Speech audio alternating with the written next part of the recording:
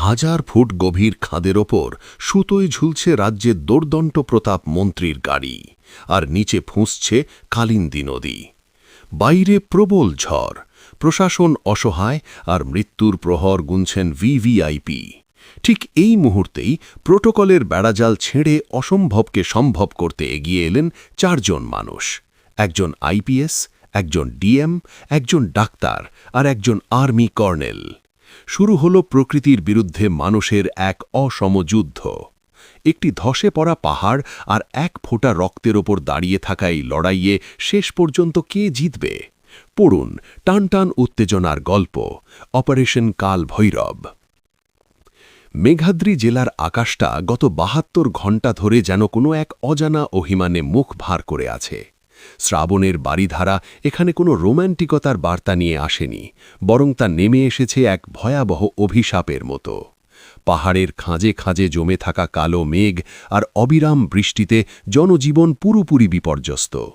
শহরের বুক চিরে বয়ে যাওয়া খরস্রোতা নদী কালিন্দী আজ ফুঁসছে। তার গর্জন শোনা যাচ্ছে শহরের উপকণ্ঠ থেকেও, যেন সে পাড় ভেঙে সব কিছু গ্রাস করতে উদ্যত। জেলার ডিস্ট্রিক্ট ম্যাজিস্ট্রেট বা ডিএম অনির্বাণ রায় তার সরকারি বাংলোর বিশাল বারান্দায় দাঁড়িয়ে হাতে ধরা কফির মগটায় আলতো চুমুক দিচ্ছিলেন। কফির উষ্ণতা তার শরীরের ক্লান্তি কিছুটা দূর করলেও মনের ভেতরের জমাট বাঁধা দুশ্চিন্তার মেঘ সরাতে পারছিল না। ঘড়িতে সকাল 9টা বাজে, অথচ আকাশ এতটাই কালো যে মনে হচ্ছে সন্ধে নামল বলে। অনির্বাণের কপালে গভীর চিন্তার ভাঁজ পড়ার যথেষ্ট কারণ আছে। একে তো এই ভয়াবহ প্রাকৃতিক দুর্যোগ, তার উপর আজই জেলায় আসছেন রাজ্যের অত্যন্ত প্রভাবশালী মন্ত্রী তথা ভিভিআইপি সুপ্রকাশ চৌধুরী। সামনেই বিধানসভা নির্বাচন, তাই আবহাওয়া দপ্তরের রেড অ্যালার্ট এবং জেলা প্রশাসনের শত অনুরোধ উপেক্ষা করেই মন্ত্রীমশাই জেদ ধরেছেন তিনি আসবেনই।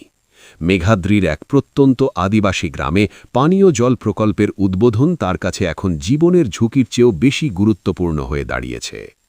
রাজনীতির দাবা খেলায় মানুষের জীবন যে কতটা তুচ্ছ তা তার 15 বছরের চাকরি জীবনে অনির্বাণ বহুবার দেখেছেন, কিন্তু আজকের দিনটা যেন অন্যরকম আশঙ্কার বার্তা দিচ্ছে।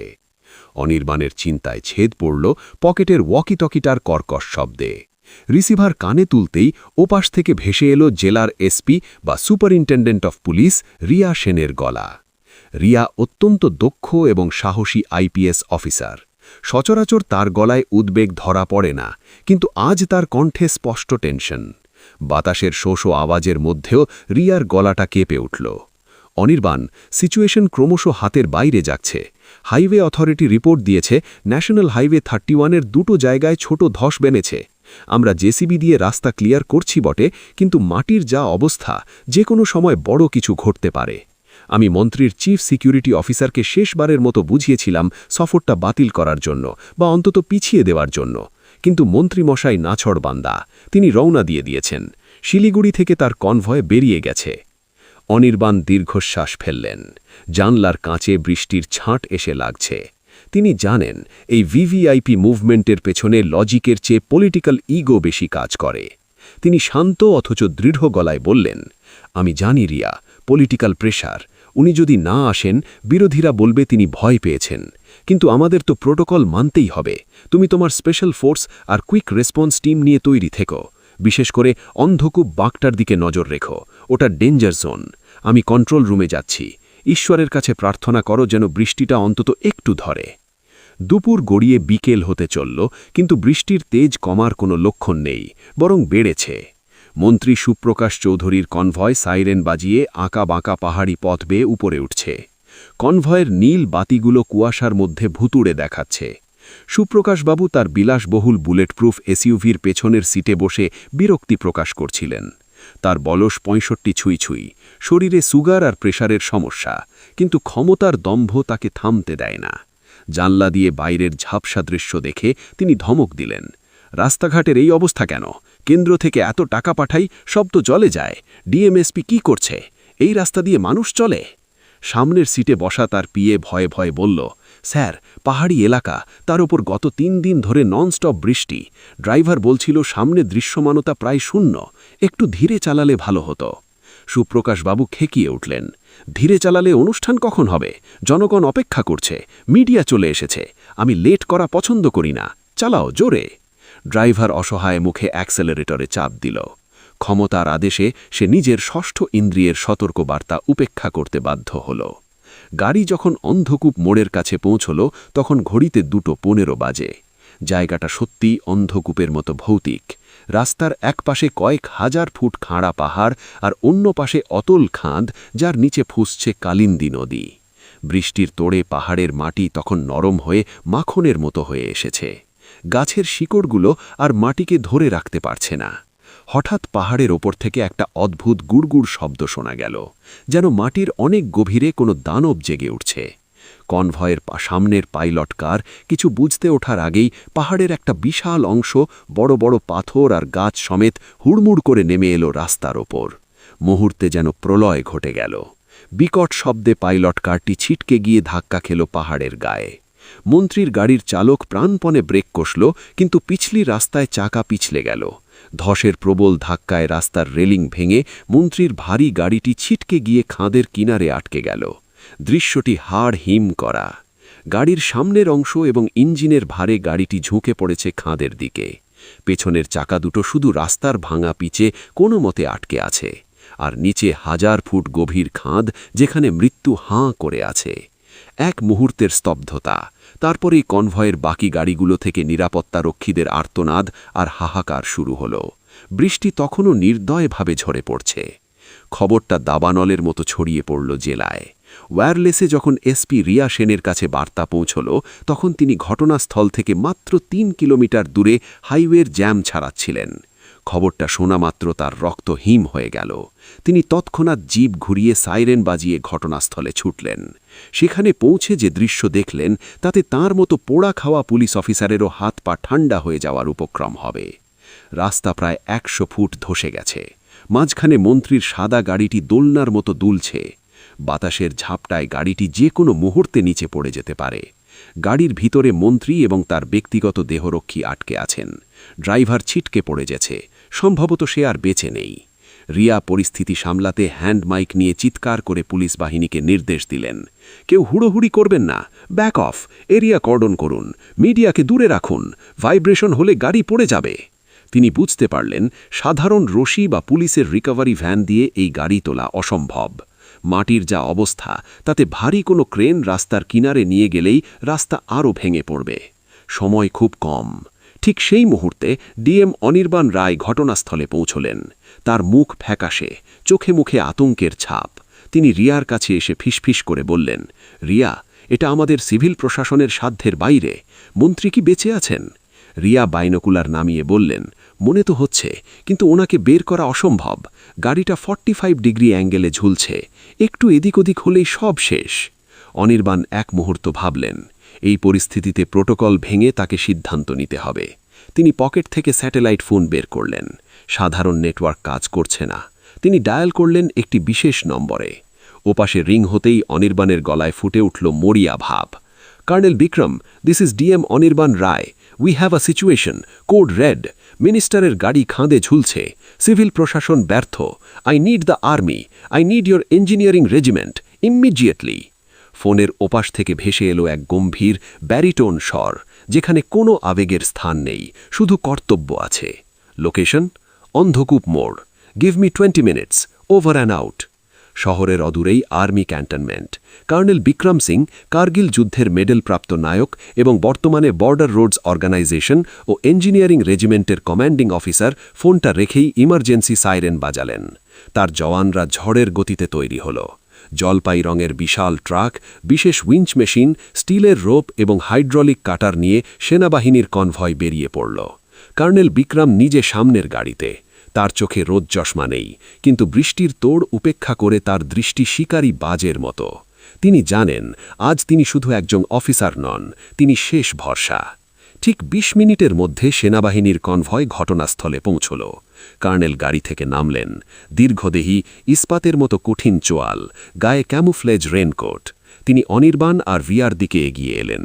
স্যালিউট বা সৌজন্য বিনিময়ের সময় নেই। এখন অনির্বাণের দিকে তাকিয়ে শুধু বললেন, ব্রিফ মি। রিয়া ম্যাপ আর ঘটনাস্থল দেখিয়ে দ্রুত পরিস্থিতি বোঝালেন। স্যার, গাড়িটা এমনভাবে আটকে আছে যে সামনে থেকে টানলে স্লিপ করে পড়ে যাবে। নিচ থেকে সাপোর্ট দিতে হবে, কিন্তু নিচে নামার কোনো রাস্তা নেই, আর বৃষ্টি ও হাওয়া আমাদের বিপক্ষে। কর্নেল বিক্রম বাইনোকুলার দিয়ে ঘটনাস্থল দেখলেন, বাতাসের গতিবেগ মাপলেন, তারপর নিজের সাবঅর্ডিনেট ক্যাপ্টেনকে নির্দেশ দিলেন। ক্যাপ্টেন, উইঞ্চ পজিশন নাও, দুটো টিম তৈরি করো। টিম অ্যালফা র্যাপলিং করে নিচে নামবে, পাহাড়ের গায়ে ড্রিল করে অ্যাঙ্কার তৈরি করবে, তারপর নিচ থেকে গাড়িটাকে জালের মতো সাপোর্ট দেবে। টিম ব্রাভো ওপর থেকে হাইড্রোলিক উইঞ্চ দিয়ে গাড়িটাকে ব্যালেন্স করবে। মনে রাখবে, কোনো ভাইব্রেশন চলবে না। 1 ইঞ্চি নড়লে মিনিস্টার ইজ ডেড। মুভ। শুরু হলো এক শ্বাসরুদ্ধকর অপারেশন। প্রকৃতির সঙ্গে মানুষের এক অসম যুদ্ধ। একদিকে ঝড়, বৃষ্টি আর ধস, অন্যদিকে সেনাবাহিনীর শৃঙ্খলা, সাহস আর প্রযুক্তি। কর্নেল বিক্রম নিজে খাদের কিনারায় দাঁড়িয়ে অপারেশন লিড করতে লাগলেন। তার গলার আওয়াজ ঝড়ের শোঁ শোঁ আওয়াজকেও ছাপিয়ে যাচ্ছিল। সাধারণ মানুষ, পুলিশ আর মিডিয়া দূরে দাঁড়িয়ে দম বন্ধ করে এই দৃশ্য দেখছিল। পাথরের গায়ে পা রেখে জীবনের ঝুঁকি নিয়ে জওয়ানরা নিচে নেমে গেল। স্টিলের তার দিয়ে গাড়িটাকে বাঁধার কাজ চলছে। যে কোনো মুহূর্তে ওপর থেকে আবার পাথর পড়তে পারে, সেই ভয়কে জয় করে তারা কাজ করে চলেছেন। প্রায় 1 ঘণ্টার অক্লান্ত পরিশ্রমের পর সেনার জওয়ানরা গাড়ির দরজা কেটে মন্ত্রী সুপ্রকাশ চৌধুরীকে বের করে আনল। তাকে যখন স্ট্রেচারে করে ওপরে তোলা হলো, তখন তিনি সংজ্ঞাহীন, শরীর রক্তে ভেসে যাচ্ছে। পেটের কাছে পোশাক ছিঁড়ে লোহার রড ঢুকে গেছে। সেখানেই উপস্থিত ছিলেন জেলা হাসপাতালের চিফ সার্জন ডক্টর কৌশিক মিত্র। ডক্টর কৌশিক অত্যন্ত মেধাবী, কিন্তু কিছুটা বদমেজাজি ও ঠোঁট কাটা স্বভাবের মানুষ। তিনি সোজা কথা বলতে ভালোবাসেন বলে প্রশাসনে তার খুব একটা সুনাম নেই। কিন্তু অনির্বাণ জানেন, বিপদের সময় কৌশিকের মতো ডাক্তার হাজারে একটা পাওয়া যায়। অ্যাম্বুলেন্সের পেছনের দরজা খুলে ডক্টর কৌশিক মন্ত্রীর নাড়ি টিপলেন, স্টেথোস্কোপ বসালেন বুকে, তারপর মুখ তুলে চাইলেন অনির্বাণের দিকে। তার কপালে বিন্দু বিন্দু ঘাম বৃষ্টির জলের সঙ্গে মিশে যাচ্ছে। পালস রেট খুব কম, ইন্টারনাল হ্যামারেজ অর্থাৎ রক্তক্ষরণ হচ্ছে। পেটে মেটালের টুকরো ঢুকে সম্ভবত স্প্লিন রাপচার করেছে। এখান থেকে সদর হাসপাতালে নিয়ে যেতে পাহাড়ি রাস্তায় অন্তত 1.5 ঘণ্টা লাগবে। রাস্তায় ঝাঁকুনি সহ্য করার মতো অবস্থা ওনার নেই, রাস্তাতেই উনি মারা যাবেন। ডক্টর কৌশিক নির্মম সত্যটা জানিয়ে দিলেন। চারপাশে পিন পতন নিস্তব্ধতা। রিয়া সেন অসহায়ভাবে বললেন, হেলিকপ্টার তো এই ওয়েদারে ওড়ানো সম্ভব না, তাহলে উপায়? ডক্টর কৌশিক নিজের ভেজা চশমাটা মুছতে মুছতে বললেন, অপারেশন করতে হবে, এখনই, এখানেই। এখানেই? রাস্তায়? অনির্বাণ চমকে উঠলেন। রাস্তায় নয়, ওই যে সামনে ফরেস্ট ডিপার্টমেন্টের পুরনো পরিত্যক্ত ইন্সপেকশন বাংলোটা দেখছেন, ওটাকেই ওটি বা অপারেশন থিয়েটার বানাতে হবে। আমার টিম আছে, কিছু জীবনদায়ী instrument are portable anaesthesia machine আমি সঙ্গে এনেছি। যদি আপনারা পাওয়ার ব্যাকআপ আর স্টেরিলাইজেশনের ব্যবস্থা করতে পারেন, আমি চেষ্টা করতে পারি। এছাড়া ভিভিআইপিকে বাঁচানোর আর কোনো রাস্তা নেই। It's a gamble, but we have to take it. Colonel Vikram এগিয়ে এলেন। তার বুট জুতোর শব্দে যেন ভরসা পাওয়া গেল। পাওয়ারের চিন্তা করবেন না ডাক্তার, আমার জেনারেটর ট্রাক আছে। আমি পুরো বাংলো ফ্লাড লাইট দিয়ে আলোকিত করে দেব, আর আমার ফিল্ড মেডিক টিম আপনাকে অ্যাসিস্ট করবে। আপনি কাজ শুরু করুন। ফরেস্ট বাংলোর স্যাঁতসেঁতে ধুলো মাখা ডাইনিং হলটিকে যুদ্ধকালীন তৎপরতায় অপারেশন টেবিলে রূপান্তর করা হলো। কর্নেল বিক্রমের জওয়ানরা কয়েক মিনিটের মধ্যে ঘরটি খালি করে অ্যান্টিসেপটিক স্প্রে করে প্লাস্টিক শীট দিয়ে মুড়ে দিল। জেনারেটরের আলোয় ঝলমল করে উঠল ঘরটি। বাইরে তখন হাজার হাজার মানুষের ভিড়। রিয়া সেন তার পুলিশ বাহিনী নিয়ে হিমশিম খাচ্ছেন জনতাকে সামালাতে। সবাই জানতে চায় মন্ত্রী বেঁচে আছেন কিনা। রাজনৈতিক দলের কর্মীরা স্লোগান দিচ্ছে। পরিস্থিতি উত্তপ্ত। রিয়া মাইকে ঘোষণা করলেন, আপনারা শান্ত হন, ডাক্তাররা চেষ্টা করছেন, দয়া করে ব্যারিকেড ভাঙবেন না, এটা একটা এমার্জেন্সি জোন। ভেতরে ডক্টর কৌশিক এবং তার 2 সহকারী ঘর্মাক্ত কলবরে লড়াই করছেন যমদূতের সাথে। মন্ত্রীর পেট চিড়ে বের করা হয়েছে ভাঙা কাঁচ আর লোহার টুকরো। রক্তক্ষরণ বন্ধ হচ্ছে না। কার্ডিয়াক মনিটরে বিপ বিপ শব্দ ক্রমশ অনিয়মিত হয়ে আসছে। ডক্টর কৌশিক একাগ্র চিত্তে কাজ করছেন, কিন্তু হঠাৎ তিনি চিৎকার করলেন, ব্লাড দরকার, প্রচুর ব্লাড লস হয়েছে, আমাদের স্টকে যা ছিল শেষ, পেশেন্টের গ্রুপ ও নেগেটিভ, রেয়ার গ্রুপ, ডোনার চাই ইমিডিয়েটলি। অনির্বাণ দৌড়ে ভেতরে এলেন। আমার গ্রুপ বি পজিটিভ, হবে না। রিয়াও নেগেটিভ, কিন্তু তিনি বাইরে সিকিউরিটি সামলাচ্ছেন, তার পক্ষে এখন ঢোকা সম্ভব নয়। ডাক্তারদের টিমের কারও গ্রুপ মিলছে না। কনভয়ের সাথে থাকা কর্মীদের রক্ত পরীক্ষা করার সময় নেই। এক ভয়াবহ সংকট তৈরি হল। এত আয়োজন, এত লড়াই, কি তবে এক ব্যাগ রক্তের অভাবে ব্যর্থ হবে? হঠাৎ কর্নেল বিক্রম এগিয়ে এলেন। তিনি এতক্ষণ দরজার কাছে দাঁড়িয়ে পাহারার তদারকি করছিলেন। তিনি নিজের ইউনিফর্মের স্লিভ গুটিয়ে শান্ত গলায় বললেন, আমার ও নেগেটিভ, আমার থেকে নিন। ডক্টর কৌশিক অবাক হয়ে তাকালেন। কিন্তু কর্নেল, আপনি এইমাত্র এত বড় একটা ফিজিক্যাল অপারেশন লিড করলেন, বৃষ্টিতে ভিজেছেন, ক্লান্ত, আপনার শরীর থেকে এখন রক্ত নিলে আপনি কোলাপস করতে পারেন। কর্নেল বিক্রমের ঠোঁটের কোণে হালকা হাসি ফুটল। ডাক্তার, সীমান্তে রক্ত দেওয়াই আমাদের কাজ, এখানেও দেব। আমার শরীর নিয়ে ভাববেন না, মন্ত্রীকে বাঁচান, ওনার বেঁচে থাকাটা রাজ্যের স্থিতিশীলতার জন্য জরুরি। কর্নেলের শরীর থেকে রক্ত নেওয়া শুরু হল। একই সাথে তিনি শুয়ে শুয়ে রেডিওতে নিজের জওয়ানদের নির্দেশ দিয়ে যাচ্ছিলেন রাস্তা পরিষ্কার করার জন্যে, যাতে অপারেশন শেষে অ্যাম্বুলেন্স দ্রুত বের হতে পারে। দৃশ্যটি অদ্ভুত এবং অবিস্মরণীয়। এক ছাদের তলায় 4টি ভিন্ন জগতের মানুষ। একজন সেনা অফিসার রক্ত দিচ্ছেন, একজন সিভিলিয়ান ডাক্তার জীবন বাঁচানোর শেষ চেষ্টা করছেন, বাইরে একজন পুলিশ অফিসার জনরোষ সামালাচ্ছেন, আর একজন ডিএম পুরো লজিস্টিক ও প্রশাসনের সমন্বয় করছেন। 4টে স্তম্ভ আজ এক সুতোয় বাঁধা পড়ল। রাত 8টা। অপারেশন চলছে প্রায় 3 ঘণ্টা ধরে। ডিএম অনির্বাণ রায় বাংলোর বারান্দায় দাঁড়িয়ে পায়চারা করছেন।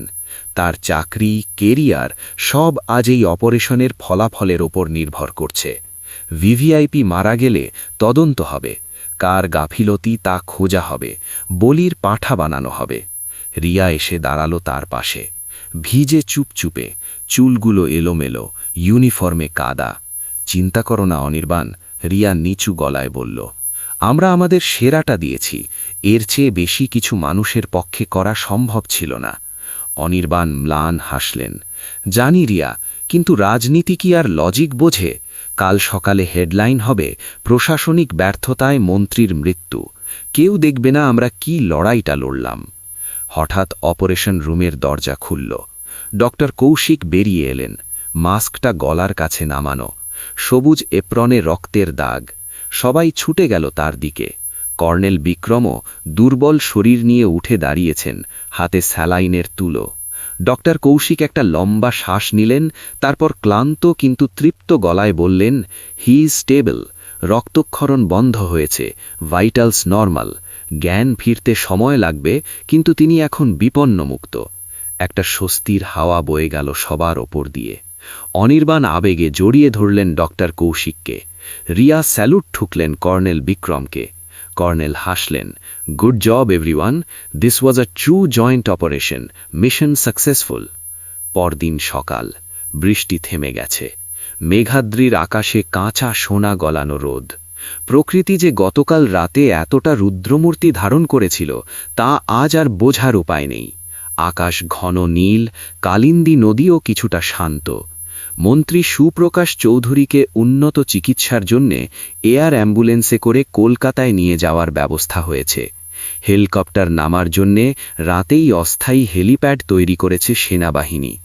যাওয়ার আগে জ্ঞান ফেরার পর মন্ত্রী জানতে পেরেছিলেন কাল রাতের ঘটনা। স্ট্রেচারে শুয়ে তিনি 4 জনকে দেখলেন। ডিএম অনির্বাণ রায়, যিনি ঠান্ডা মাথায় পুরো সমন্বয় করেছেন এবং নিজের কেরিয়ার বাজি রেখেছিলেন। এসপি রিয়া সেন, যিনি তার প্রাণ এবং জনতা দুই রক্ষা করেছেন অসীম সাহসে। ডক্টর কৌশিক মিত্র, যিনি কোনো পরিকাঠামো ছাড়াই জমের দুয়ার থেকে তাকে ছিনিয়ে এনেছেন। আর কর্নেল বিক্রম সিং, যিনি শুধু উদ্ধারই করেননি, নিজের রক্ত দিয়ে তাকে নতুন জীবন দিয়েছেন। মন্ত্রী সুপ্রকাশ চৌধুরীর চোখে আজ আর সেই দম্ভ নেই সেই ক্ষমতার আস্ফালন। তিনি বুঝতে পেরেছেন চেয়ারের ক্ষমতা ক্ষণস্থায়ী, কিন্তু এই মানুষগুলোর নিষ্ঠা, ত্যাগ আর দায়িত্ববোধ চিরস্থায়ী। তিনি বিড়বিড় করে শুধু বললেন, ঋণী হয়ে রইলাম। হেলিকপ্টার ধুলো উড়িয়ে আকাশে দানা মেলল। মাঠের মাঝখানে দাঁড়িয়ে 4 জন সেই দিকে তাকিয়ে থাকলেন। বাতাসের ঝাপটায় তাদের চুল উড়ছে। কর্নেল বিক্রম পকেট থেকে একটা চূড়োর বের করলেন, যদিও ধরালেন না। অনির্বাণের কাঁধে হাত রেখে বললেন, well mister DM, mission accomplished. এবার আমি ব্যারাকে ফিরি। বর্ডারে আমার ছেলেরা অপেক্ষা করছে। কাল রাত থেকে ওখানেও টেনশন চলছে। রিয়া ক্লান্ত হেসে বলল, আর আমাকে হাইওয়ের ট্রাফিক ক্লিয়ার করতে হবে। কালকের জ্যাম এখনো ছাড়েনি। হাজার হাজার লরি দাঁড়িয়ে আছে। আমার ডিউটি এখনো শেষ হয়নি। ডক্টর কৌশিক চোখ রগড়ে বললেন, আর আমি গিয়ে একটু ঘুমাবো। টানা 48 ঘন্টা ডিউটি হলো। আশা করি আর কোনো ভিভিআইপি অন্তত 1 মাসের মধ্যে এদিকে আসবেন না। অনির্বাণ আকাশের দিকে তাকালেন। প্রশাসনের এই চেয়ারটা কাঁটার মুকুট। প্রতিদিন নতুন চ্যালেঞ্জ, নতুন বিপদ। কিন্তু মাঝে মাঝে যখন এমন টিম ওয়ার্ক হয়, যখন